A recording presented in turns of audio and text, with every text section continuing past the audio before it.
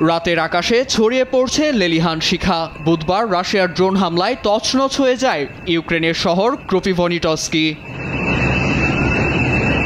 জবাবে বৃহস্পতিবার পাল্টা ড্রোন হামলা চালায় কিয়েভ। এতে যুদ্ধক্ষেত্র থেকে ৭০০ কিলোমিটার দূরে রাশিয়ার এঙ্গেলস বিমান ঘাঁটি ধ্বংস হয়ে যায়। হামলায় কয়েকজন স্থানীয় আহত হন বলেও অভিযোগ রুশ কর্তৃপক্ষের। পারমাণবিক সরঞ্জাম থাকায় হোয়াইট সোয়ান বা শ্বেত হংস নামে পরিচিত ঘাঁটিটি গুরুত্বপূর্ণ ছিল বলে জানান তারা। এদিকে হামলার দায় স্বীকার করেন ইউক্রেন সামরিক বাহিনীর প্রধান।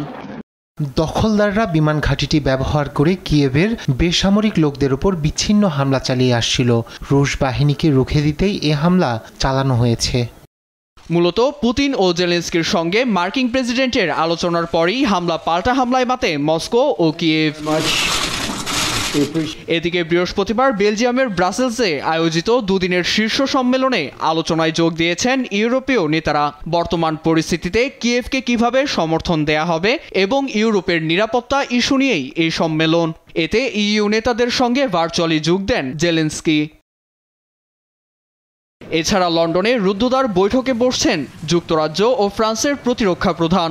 রাশিয়া ইউক্রেন যুদ্ধবিরতি অগ্রগতির উপর নির্ভর করে কিয়েভকে শান্তি চুক্তির প্রস্তাব দেবে এ দুদেশ। নীরব দাস, নিউজ ডেস্ক, দেশ টিভি।